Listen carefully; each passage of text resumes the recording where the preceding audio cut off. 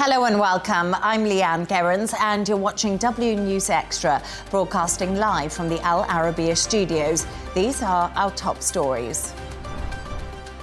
President Trump says he thinks Putin and Zelensky will make peace ahead of his all-important summit with the Russian leader tomorrow. Meanwhile, over 100 organizations accuse Israel of weaponizing aid into Gaza as Hamas continues talks in Cairo. And facing a $1 billion lawsuit, First Lady Melania Trump considers suing Hunter Biden after he makes claims about her connection to Jeffrey Epstein.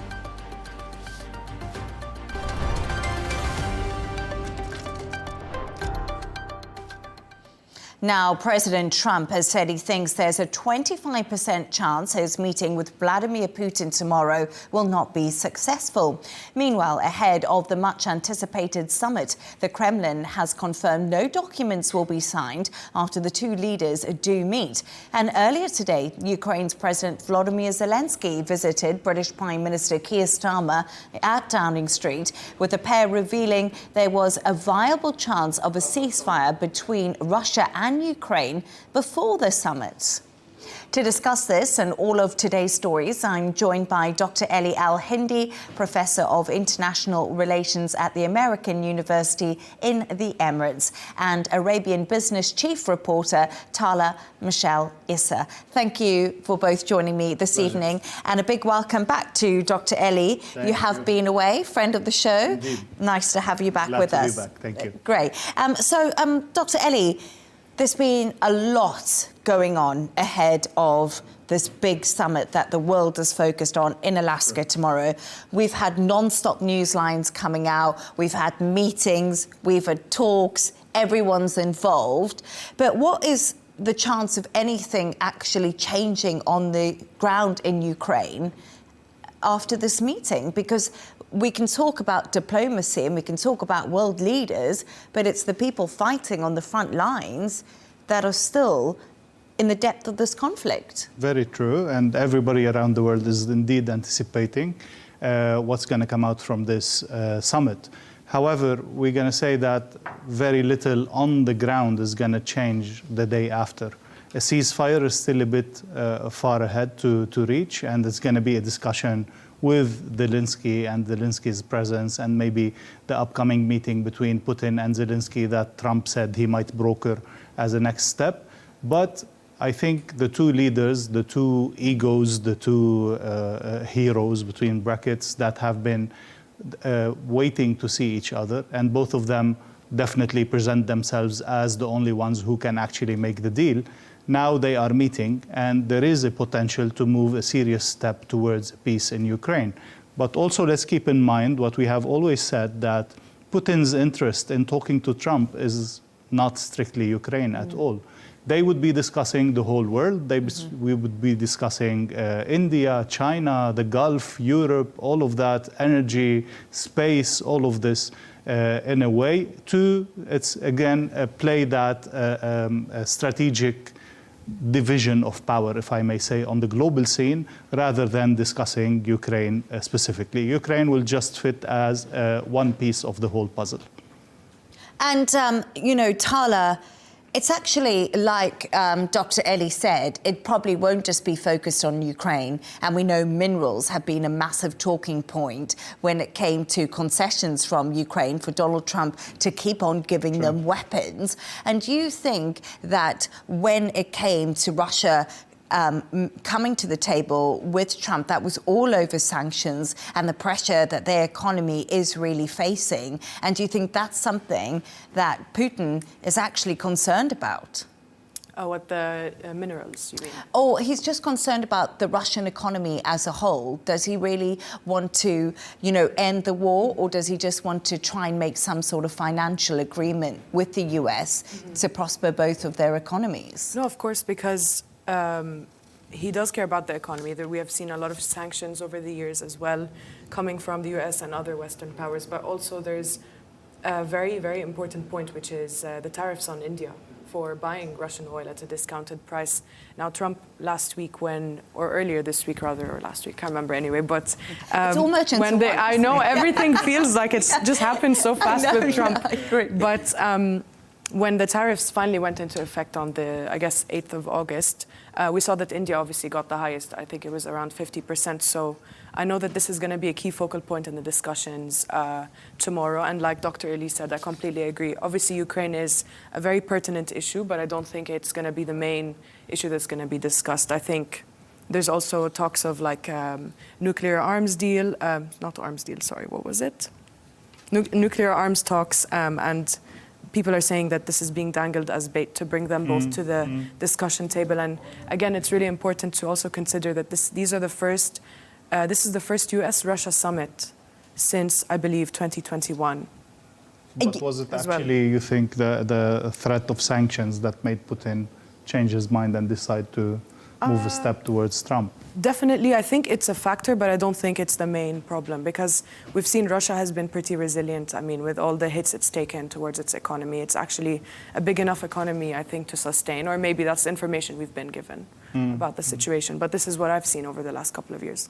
Definitely, Putin wants to present, again, Russia as the superpower, all his dreams of glory and so on. But we also know for a fact that he has taken severe hits during the war of Ukraine. The economy has weakened. Altogether, we have to remind ourselves that the size of the Russian economy is as big as Italy. So it's not really a huge economy in that sense. Considering how big the country is geographically. Exactly. Resources, all of that. Yeah, but still, they have been losing a lot of resources, be it human resources, natural resources, weapons, all of that. And also, so I think he is eager to finish the war. And also he's become a pariah on the international stage. Who really wants to do business with Putin after we've seen, I mean, yes. Obviously, India.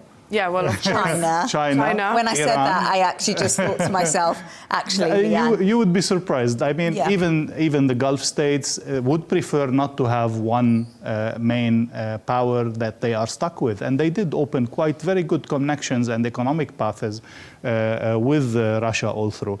So he is not really isolated in the very strong sense of the term, and he has been able to manage around sanctions and to find other ways, as Tala was saying, to actually keep getting some cash in and survive over sanctions. But I guess the big question to both of you now, as we go into this big summit happening in Alaska, like Dr. Eli said, the two big egos are due to meet on the international stage.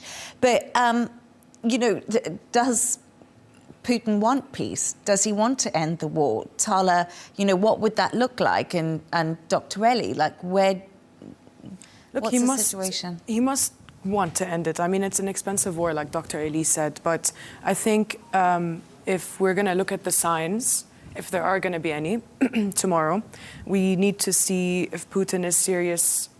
I think he would need to include a public commitment to recognizing Ukraine's sovereignty, which is something he's kind of avoided so far. So, for example, this could look like, you know, acknowledging Ukraine's right to exist as an independent state within its internationally recognized borders.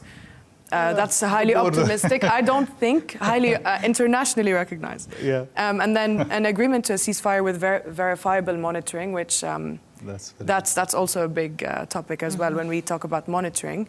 Who's going to actually do it? But then there's also the willingness to include Ukraine directly in follow-up talks. Because so far, a lot of the conversations happening between Washington and Putin, I guess, it's just kind of been, they're discussing this land that's for Ukraine, technically.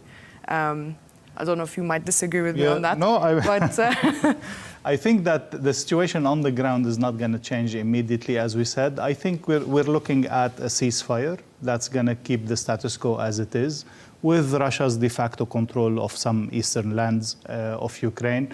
I think this is the best that Ukraine can hope for at this stage. A recognition of its existence, a recognition of its government, of its sovereignty, but a de facto control of its lands. And even Zelensky said, okay, we will keep continuing to count them as occupied lands, but we are happy to stop the war. But then, as you did say, and as we have mentioned, there's conversations conversations about that happening. You know, who will put in those security guarantees for Ukraine if the front line is frozen and it's occupied territory? That becomes difficult. Would Europe have to step in? You know, who will keep on supplying Ukraine with defensive weapons? Because even Donald Trump said that today. You know, we're no longer paying for Ukraine to have weapons, they're paying us with rare earth minerals. So there's a whole different conversation to have around this story. But also, just quickly, we saw, you know, Keir Starmer, the Prime Minister of the UK, meet Volodymyr Zelensky today, and it was extremely symbolic, wasn't it? It was all sort of bromance ahead of this meeting as Europe tries to show, look, we are backing Zelensky. This is happening on our soil. Don't forget that. Definitely. I think they have felt the heat. They are more concerned, much more directly involved than the US. But the question is, can they replace the US equipments? Not really till now. Can they have soldiers on the ground? Not really till now. Can they be that guarantee on the border? This has been a key red line for Putin, not accepting to have Western or NATO soldiers on his border. So I doubt that he will accept that.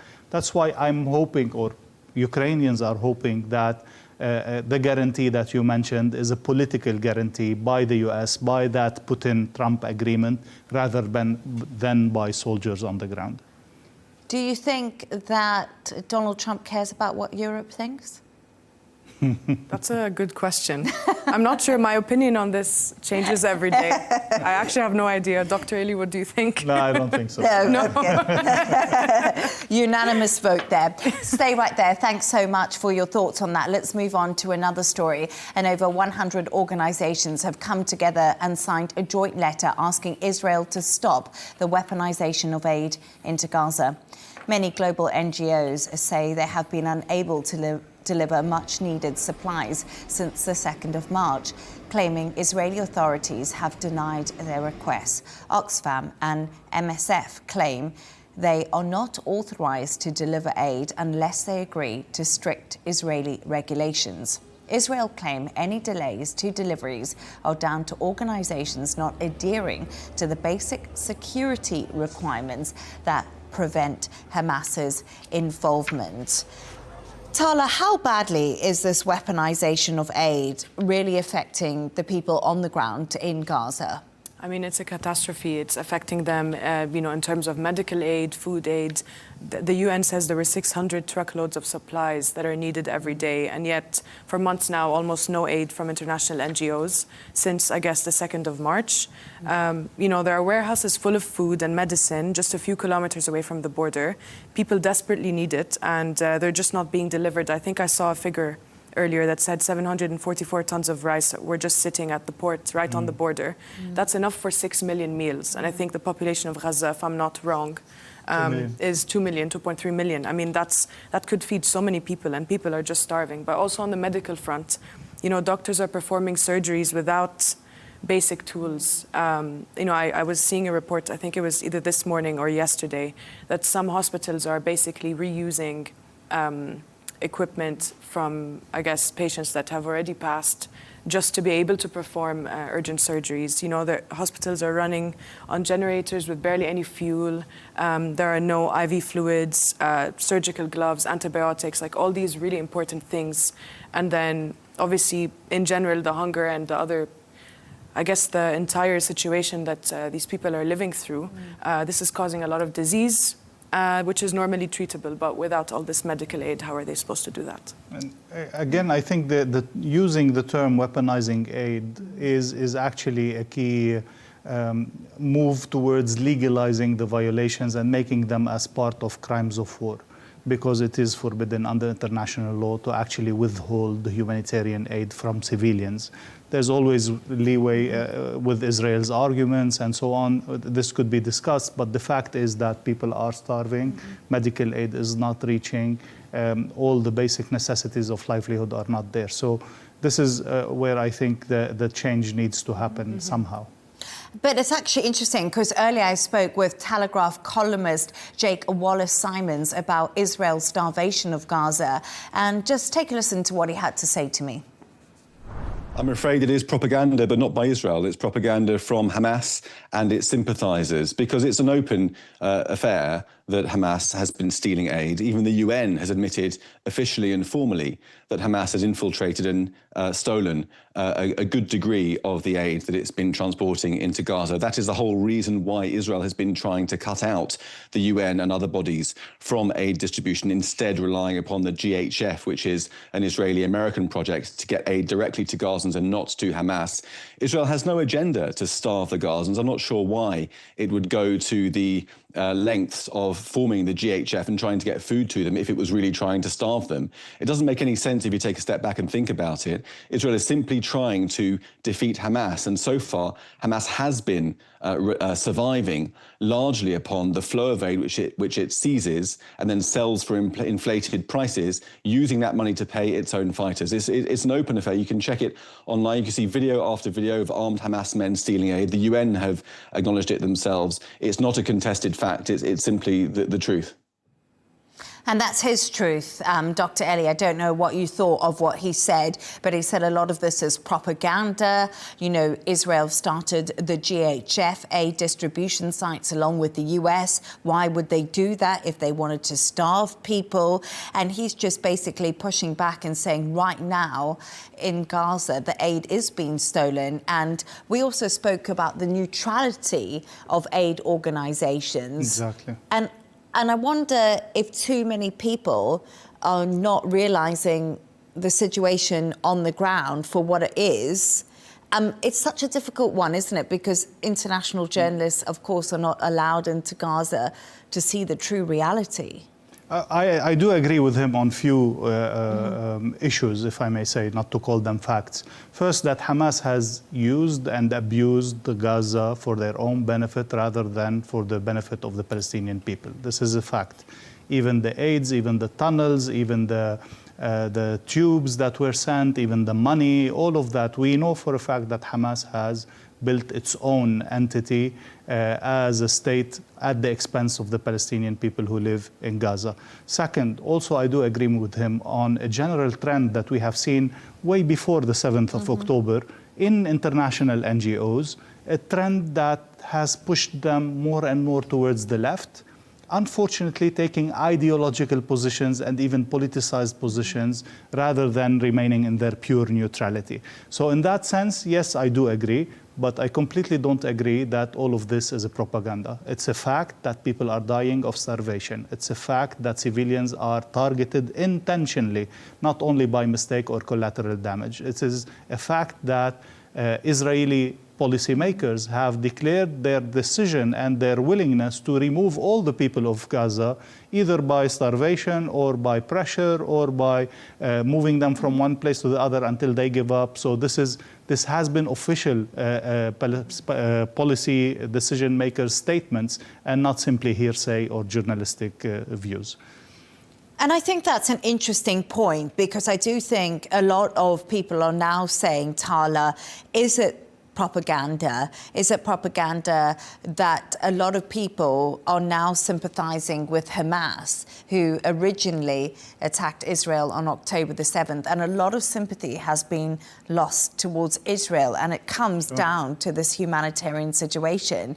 And are we now turning more towards sympathy with Hamas when the West should be backing a democratic country like Israel and making sure... between brackets, but yeah, yes, I follow your point. but this is their argument now. The Very argument and the bigger conversation is, has the West switched too much to backing a terrorist organization that is and doesn't care about its own people dying for its own longevity? Are we getting into this dangerous situation where the narratives are changing? I think that narrative within itself is problematic, that they're saying that the West is sympathizing with Hamas. The West and the entire world is sympathizing with a people that are going through an unbelievable emergency, collective punishment, genocide. I mean, you call it what you will, but this is a full-blown humanitarian emergency. I don't see how... I understand your point about people sympathizing with Hamas, but I don't see it that way. I think Hamas is a designated terrorist organization but it doesn't Even by discount most the Arab fact. countries Yes. and Exactly. by Western countries. Yeah. Exactly. It doesn't change the fact that there are people who are starving, and there's a huge gap between what's being delivered and what's needed in terms of aid and medical supplies. That's just a fact, and it's human suffering. And obviously, a lot of people are sympathizing with the Palestinians, not with Hamas. And maybe Exactly. that's where the differentiation comes in when it comes to this argument. Definitely. There's no nuance on the internet anymore, and it's ridiculous. Yeah, that's absolutely true. The challenge is, though, what is Israel asking international NGOs to do? How do they actually prove that they are not politicized? How do they prove that the aid is not reaching Hamas's hands or whatever? I think we have two issues. We have the challenge, the political challenge. How does an organization prove that it is unbiased, especially when they are going back, as Tala was saying before the show, that they are going back to statements by one member or one leader of that organization from years ago criticizing Israel, and based on that, they are removing the permits of that organization to move. Is a criticization of Israel makes you unfit to serve humanitarian aid? That shouldn't be the case. And definitely the other big challenge is practically and logistically impossible to deliver aid in a suitable and proper way in Gaza. First, how do you distribute that aid? There's no infrastructure there, and we've seen the catastrophes that are happening. Second, how do you guarantee the security of your own staff and the security of the people who are coming to take aid? And third, most importantly, is there enough food? When you get 2 trucks for 2 million people, what do you think is going to happen with the 2 trucks and the people who are on the trucks trying to deliver the food? So you are putting the international organization in an impossible situation, and you are putting on them the pressure to prove that they can do it in a suitable way, which is impossible. And it's also the case of opening up the humanitarian corridors, which they have been asking for Israel to do for a long time. So as you did say, a lot of impossible task for these big organizations to get the food to where it's needed. Thank you both for your thoughts on that. Let's move on now. And Melania Trump has threatened to sue Hunter Biden over claims she was introduced to the US President Donald Trump by the disgraced financier Jeffrey Epstein. The First Lady's lawyers have said the allegations are false, disparaging, defamatory and inflammatory. Hunter Biden, son of the former US President Joe Biden, made the claims during a recent interview about the Epstein files.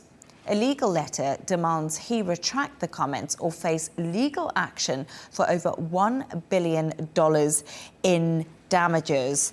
Wow. I was just not expecting this. I'm telling you, this has felt like blockbuster. Melania Trump, Dr. Ellie, is suing Hunter Biden over his claims.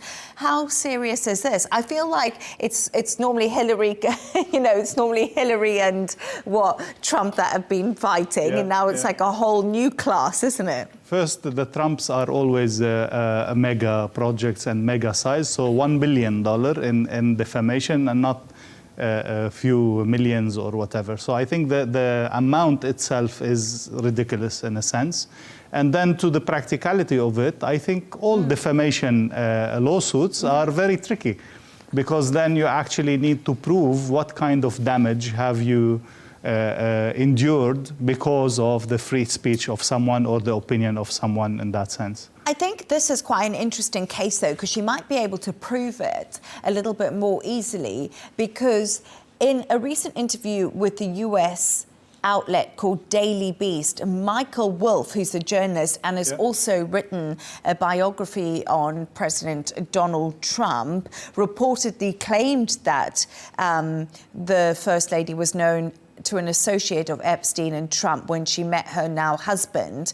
And actually, he had to apologize for that, and that had to be removed. So officially, this has happened once before, and now Hunter Biden is just repeating an allegation that was redacted. So I don't know if that gives her more skin in the game to get this billion. A precedence definitely would help her case, but I doubt any court would give a sentence of $1 billion or even few. He could be asked to apologize and withdraw his statement. Although I think he refused. He refused to do that. He's already said no. Yes, but yeah, I mean that's a big issue. But then again, let's remind ourselves, where is the Epstein list and who's on the Epstein list and why did it disappear? That's a whole other discussion that cannot but be linked to this lawsuit. And probably the best way for Melania to win is to come up with the list and prove that she was not involved in that in any way. Where's the list? Well, Where's the list? That's what a lot of people are trying to think at the moment, you know, where is this list right now? But we just talked about it there, Tala, like, could Hunter Biden really face this billion-dollar lawsuit? And what would actually happen next is a big question, because Donald Trump actually came out today, and I thought it was quite interesting what he said. He confirmed Melania Trump's attorneys are threatening legal action against Hunter Biden, saying he told her to go forward. And he also said, you know, I've done pretty well lately on these lawsuits. But the big question is, you know, where does this go next? And is this just kicking up the Epstein file situation again, which Donald Trump has tried to silence so hard in the US? Mm-hmm. Look, in theory, she could definitely sue for defamation. But at the same time, I don't know if it's going to qualify, because she would need to actually prove that this obviously harmed her reputation, but actually caused malice. And that bar can be set really high. But also, it's not just the sentence in the journalist's biography, but also it was the Daily Beast, I believe. Yes. Also published an article and then took it down on the request from Melania. He could just apologize and say, look, I'm sorry, that was wrong, I take it back, and then this is all gonna go away. But if he doesn't retract, and it does go forward, this is gonna be a media circus.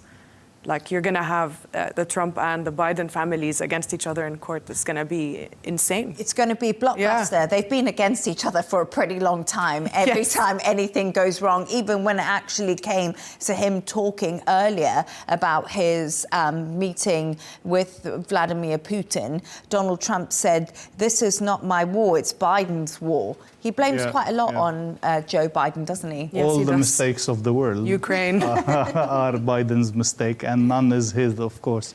That's Trump. But again, what will hurt him in the issue of the Epstein list is that he has fought, so he had claimed so clearly that he will publish that list.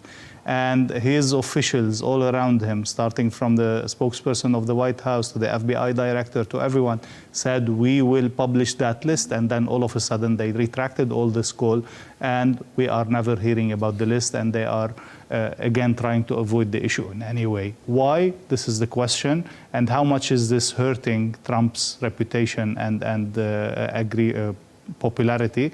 That's also something to be seen. And I couldn't agree with you more, because really, on his campaign trail, one of the reasons he was voted in is because the JFK files were going to be released. They were heavily redacted. We did see those. The Epstein file was going to be released. That's something the MAGA base were waiting for. Yeah. And now, all of a sudden, the scariest thing is all the conspiracy theories. The longer you keep the list hidden and you say nothing to see here, the more and more wild the world of conspiracy becomes. So let's wait to see if those files are ever released and who's on them. Let's move on to another story now. And actually, it's the end of an internet era. AOL's dial-up service is shutting down for good on September the 30th.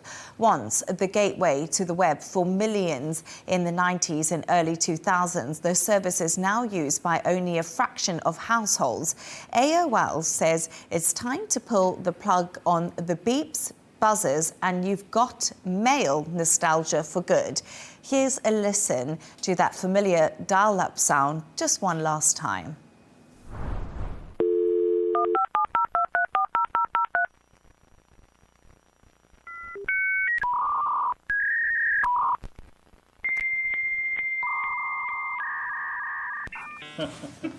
Well, there we are. I mean, did it bring back lots of memories, Dr. Ellie and Tala? A little bit. Maybe I was a bit too young, but maybe.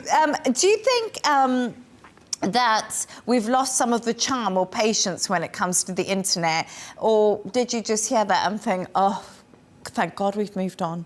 No, I definitely think that we lost a lot of patience, definitely charm, and we lost a big part of our lives now to the internet. Yeah. Our phones are always on, emails constantly, WhatsApps, Instagram, everything. So I think back then, I mean, obviously I don't remember much. I only started using the internet in 2006. I wasn't allowed to before, I was too young. But I do remember that it would take forever to load, and now I think if a web page takes more than like 3 seconds to load, you just lose your patience and you go off it, or you try another browser. Broken.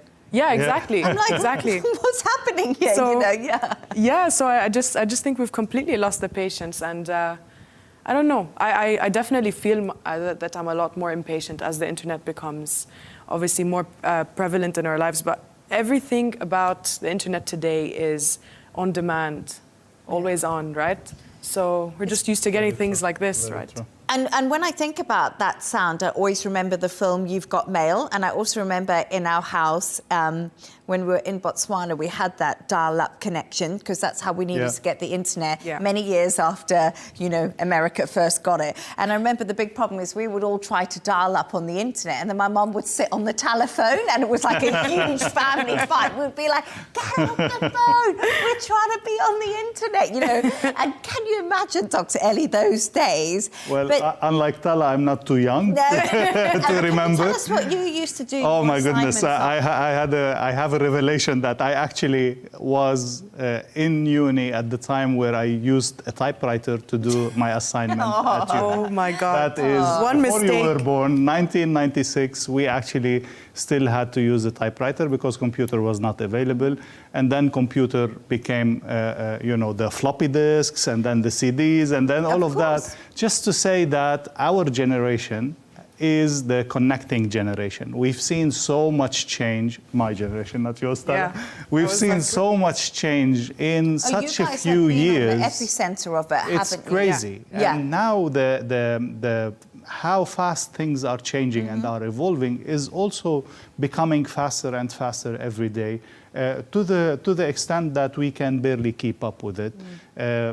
Definitely, me as professor or anyone who wants to keep up to date with everything that's happening needs to put a serious effort to just remain relevant to what's happening. But it's actually quite interesting because I was just looking at statistics, and some people are still actually on AOL. I don't know how much it is. I think it's still 168,000 people. Sorry, yes, I've lost 163,000. What is it? 163,000. 0.13% of internet. Oh, okay. Sorry. Okay, there we are. So, I mean, some people are just not giving up on the dial-up. I mean, come on, you've got to move into the 2025s, don't you? Fiber optic, subsea cable. But I think if we want to try to understand why we still have 163,000 connected through dial-up, I guess one of the reasons could be bad infrastructure in the areas where they live, where the new format has not reached. Could be rural areas in the Midwest, in the USA. This, what I assume, would be the region. You could also think that these are older people who don't even want to bother to change one more time and to learn one more thing, and they just are happy with what they are. Maybe they just have mobile phones now and 4G, and they don't even need to. Completely possible. Maybe they don't need to use the sort of traditional, you know, desktop setup. Maybe you keep it for something at home, but you actually use your phone for everything use your phone. else. But we also have to keep in mind that some people dislike technology altogether, and they try to avoid it intentionally. Yeah. Or people who are conspiracy theorists and who avoid, you know, connecting to anything due to privacy reasons, due to any kind of possible conspiracy that they might believe in. So altogether, I think 163,000 can be explained in one of these aspects of how people see their connection to the internet and to technology altogether. Yeah, but you're right. You know, I'm going to miss those days when I heard that dial-up. I remember that film, You've Got Mail, with Meg Ryan, and my sister and I used to love watching it. because we always used to think it was so exciting. Because, you know, back in the, when I started out using the internet and when I was at university, you couldn't actually get emails unless you physically sat in front of a computer and you logged in. We didn't have the internet out and about on the street, or you had to go to an internet cafe. That was a nice movie, just to say. That was such a great For movie. those who are romantic and who didn't see it, it's worth seeing, it's although it has definitely become worth very seeing. old. but there we are. So we've definitely moved on from the days of AOL. I think we can all positively say that. And finally, Dr. Ellie and Tala have come up with a couple of quirky stories of the day. Dr. Ellie, you know, yours is a viral video about plane etiquette. It's really, really divided what we've just been talking about, the internet, where our whole life is on. You know, tell us what's happened. Well, back to the airplane one more time. Yeah, we always choose airplane Yes, I mean, stories. with problems. People are traveling more, Yes. but at the same time, seats are becoming more uncomfortable, leg space is becoming tight, and people are really suffering in the airplanes. And then we have all these crazy stories or crazy ideas coming up, like the ones we've covered before. In the story today, in the video we've seen, is the person who refused to accept that the person in front of them would use the recliner and push the chair back. We can see that So on the they screen actually now. kept almost all the flight pushing with both hands on the front seat just to prevent the person in front of them from reclining their own chair. How long was that flight? 7 or 8 hours, I think. My gosh, that's dedication to the cause, isn't it? Very true. I mean, Must have I been don't really know. sore coming off the plane. They've just given up. How dedicated can you be? And then who's right, who's wrong? This is the whole debate. I think the recliner is there to be used. Come on. I mean, people have the right, and especially in long flights, they need to recline and have a bit of a more comfort in that sense. But then this becomes annoying to the person behind, which would have to recline the seat, his own seat, and so on. So mostly it's etiquette. Mostly it's ethics. How do you deal with the people? It's... I think it's an interesting question because I've obviously just come back. I did long-haul flights. And in my mind... What's long is long. It's like 7 or 8 hours. Australia is 14 hours. 14 hours. And listen, anything above 8 hours is a long flight. But in my head, I always think a recliner is also there to be used. And as you said, space is getting smaller and smaller. And if you want to sleep, it's always more comfortable to go back. And I just think it's part and parcel of the journey. And if you want to have a more comfortable sleep, book business class, pay for it, you know, because if you're going to be in economy, you're going to have to just deal with the fact that there's going to be kids screaming, which is annoying, you know, there's going to be reclining seats. It's all of those things. But also, I wanted to think about, why do people always seem so angry on a plane? Because people get on a plane and they're just not chilled out. They're going on holiday. Why all of a sudden does the plane stir up all these emotions? Maybe they're coming back from a holiday. Yeah. That would make you upset. But put a bunch of strangers in like a tiny place and watch them all get on each other's nerves, right? It's weird how, you know? Yeah, very true. But also, airplane seats are getting smaller. I feel like there's not enough feathers in the cushions themselves. There never is, Like they're a lot harder than I remember now.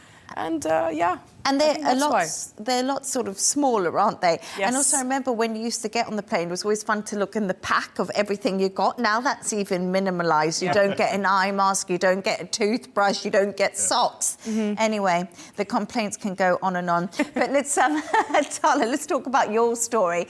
And a couple's trip was actually ruined. And once again, it's all to do with artificial intelligence. Yes. Tell us what happened. So another travel airplane-related story. Not really. But anyway, so a Spanish influencer couple's dream vacation was ruined. They were going to Puerto Rico, and it was completely derailed by ChatGPT. So what happened was they asked ChatGPT, because I feel like people are replacing Google now with ChatGPT. I'm guilty of doing that sometimes as well. It's just easier. Very true. It gives you a straightforward answer most of the time. But yeah, so that asked ChatGPT, do we need a visa? We're, you know, Spanish passport holders. And it said, no, you don't. So they obviously booked their flights, traveled. And then once they got to the US, I think there was a connecting flight. And they couldn't. They needed an ESTA, apparently. And that basically cost them the trip because they were stuck there overnight. And then this Spanish influencer, the girl called Mary Caladas, she is actually an influencer and well known on TikTok. Her video, I think, at the time when I watched it, amassed over 6.1 million views, probably more than that now. That's crazy. She was visibly upset, like crying. She's making money, though. She lost the trip, but she's making money from TikTok. Maybe. Who knows? But yeah, so it just makes you really think about it is like how reliable bad it thing really, to have your trip interrupted for such a reason. Yeah, and, true. You and could double check. I mean, what's wrong with the Foreign Office website? Does ChatGPT not have the Foreign Office website? Well, that's what I mean. If you are travelling, True. you would think about that, wouldn't you? Oh, gosh, I better check the Foreign Office website to make sure... I think going back to what we said about the internet and becoming impatient, we just want the answer. Somebody tell me the answer. 100%. I don't want to even bother to look up Exactly. a website or to search for that. People are becoming too lazy. They're becoming too reliant on the internet and now on artificial True. intelligence. You just want a yes or a no. And I think the really interesting thing about the story is in the same video, the girl did say, what did she say again? She said that she kind of joked about treating ChatGPT disrespectfully in the past because she was getting quite impatient. Because you know, sometimes you ask like one question, it's a yes or no answer, and you get this like long-winded response that you don't really need. So basically, the people were just joking about AI revenge, which hopefully is not a thing. And then I did say, does AI have morals? And Dr. Ellie said it treats you the way you treat it. I guess because it learns from you. Really, because it responds in the same tone that you give, at least the very popular ones. And Gork, the one of Twitter, is even allowed to swear back at you if you swear at it. Wow. So yeah, I mean, it learns from the people who use it. So practically, we should assume that it could have been a revenge by ChatGPT for insulting him. I'll tell you something. My Alexa never swears back at me. It's very polite, Alexa. Have you tried to swear at her? And Of course I have, Dr. Ellie. I thought we all just did that. No, I say please and you've got thank you, but respectful I have technology. respect for technology. apparently you waste a lot of energy by saying please and thank you to ChatGPT. Oh, so There was don't also a bother. study on that. Oh, well, Interesting. really interesting. Thank you so much for those stories. And it's great to have you both in the studio tonight. Thank you for joining me. Dr. Ellie AlHindi, Professor of International Relations at the American University in the Emirates, and Arabian Business Chief Reporter Tala Michelle Issa. And that's all from us on W News Extra. Don't forget to subscribe to our YouTube channel and, of course, follow us on X. G&T with Tom Burgess-Watson is coming up next. Goodbye and thank you.